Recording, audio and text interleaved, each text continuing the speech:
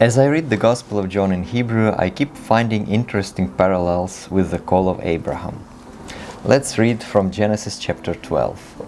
Now the Lord said to Abram, "Go forth from your country and from your relatives and from your father's house to the land which I will show you. And I will make you a great nation, and I will bless you and make your name great, and so you shall be a blessing." In this translation, God's call to Abraham starts with the words "go forth." In Hebrew it starts with "lech lecha me'artzecha u'memolatecha," and so on.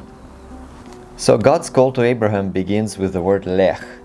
With the same word, Jesus' call to his disciples begins when he says, "Follow me." In John 1:43, Jesus says to Philip, "Follow me." And in the Hebrew translation, he says, "Lech acharai," which literally means "go after me." Just as God called Abraham, and just as the Lord Jesus called his apostles with this word, the same way God today calls each one of us. Jesus says, "If anyone wants to follow me, let them deny themselves and take their cross daily and follow me." And the same word lech is used there, of course. Abraham, in a way, denied himself. Abraham left his homeland, left his plans. Abraham followed God.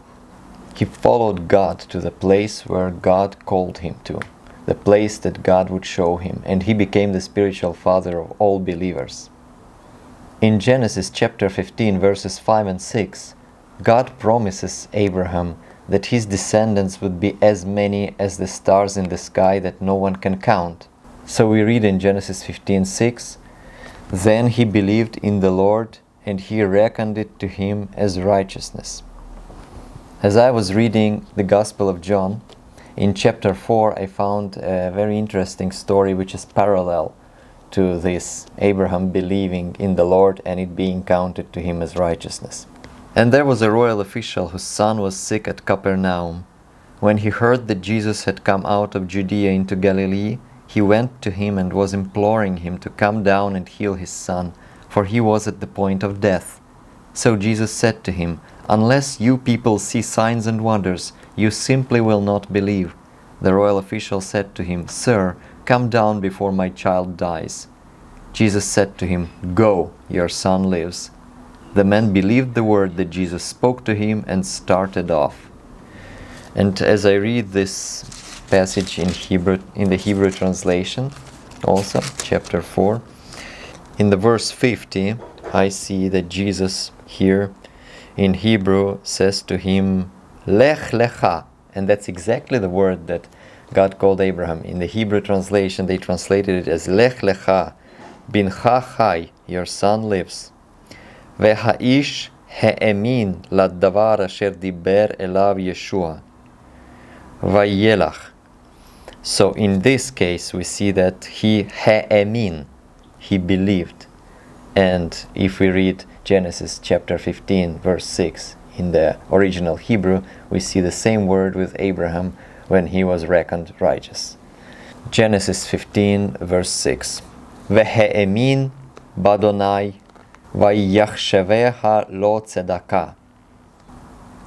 So Abraham was forgiven after he believed. And in the same way, when that man believed in the word that Christ told him, when Christ told him "Lech lecha," and he went, in the middle of the way his servants met with him and said, "Your son lives."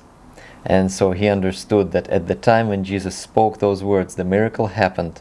Even before the miracle happened, the man had believed God, just as Abraham had believed God's promises even before they happened. And after we believe, God makes miracles to strengthen our faith, to reinforce it with experience, with a personal experience that we have with God. It all starts with the word lech, with the call to follow Him. The question we need to ask ourselves today is this: do I respond to God's call to follow Him, to deny myself and take up my cross and follow Him? Do I step in faith to lech, to act, to believe in God's promises and to act accordingly? Remember, today God says to you, go forth.